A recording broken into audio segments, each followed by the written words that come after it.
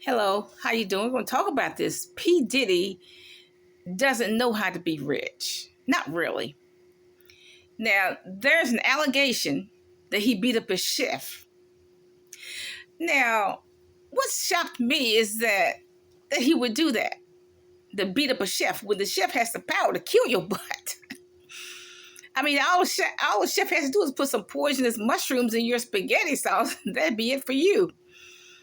Why would you beat up the person who has the power of food?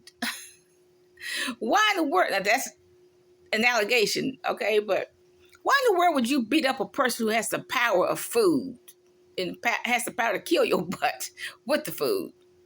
Okay. Now, rich whites, they don't do that to their chefs.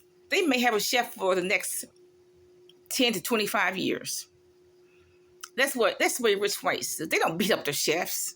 They don't beat up their maids. They don't beat up their nannies. Okay? They don't do that. Rich whites. They don't. They may keep the same chef, the same cook for 10, 25 years. I mean, like my ancestors, they were set with the same family for 10, 25 years. Even my in-laws, their ancestors, they were with the same family for 10 or 25 years, being a maid and being a cook. Rich whites, they keep their help. You want to call them nannies, maids, cooks, chefs. 10, 25 years. They don't beat them up. They don't do that. They don't beat up their children's tutor either. Okay? See, excuse me, being rich is not about buying a gazillion material things. It's not about buying all these material things and super duper cars. It's not what I mean, they make it about that, but you know, it's a deeper meaning than being rich. Now,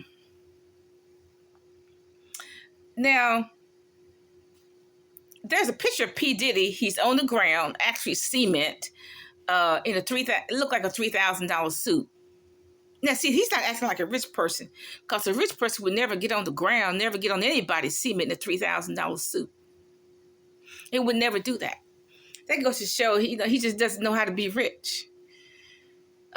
He just doesn't. A rich person would never get on the ground in a $3,000 suit. There's a picture of him like that.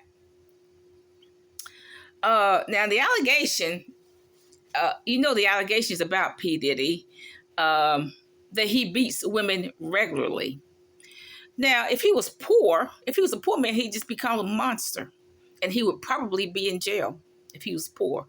But by him being rich, he's not called a monster, he's called a mogul.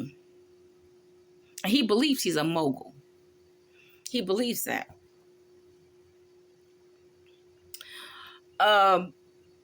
Now, like if a person is regularly abused by somebody, they may die later.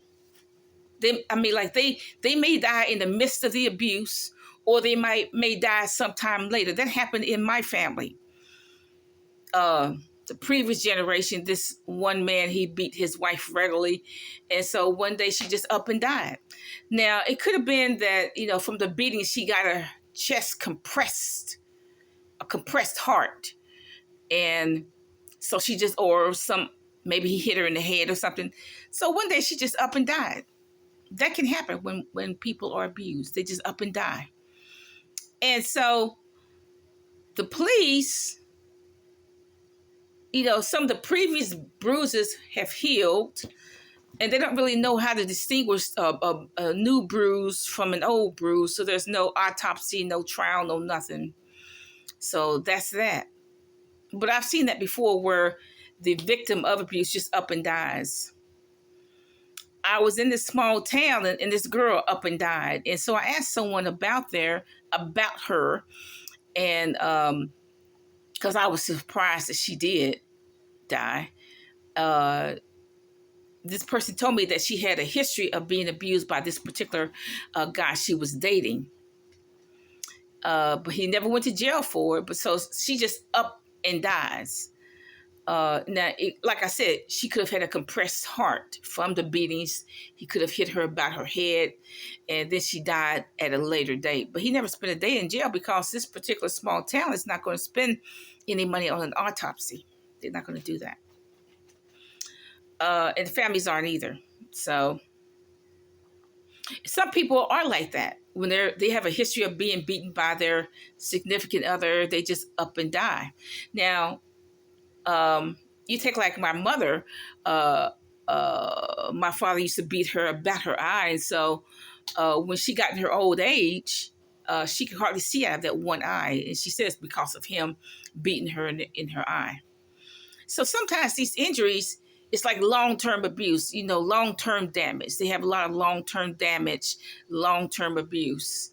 And like I said, some people just up and die.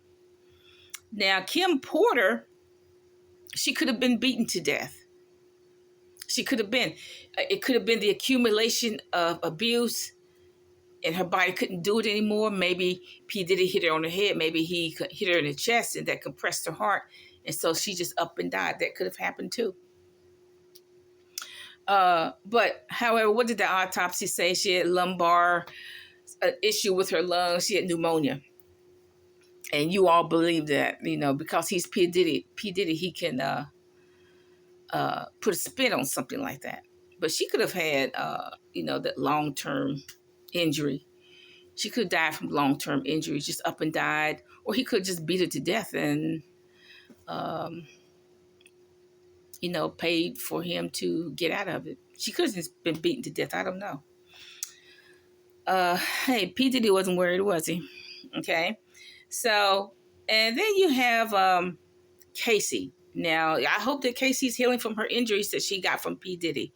I'm hoping that she did because, her injuries, she could just up and die because the way he kicked her in that hotel room, he kicked her in the head, kicked her about her head, kicked her here, kicked her there.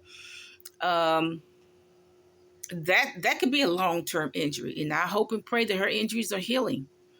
If he hit her in the chest or hit her in the head, I just hope and pray that she's healing. Okay, that's what my prayer. Now, if P. Diddy was poor, he'd be called a monster. But like I said, he's rich, so he's called a mogul.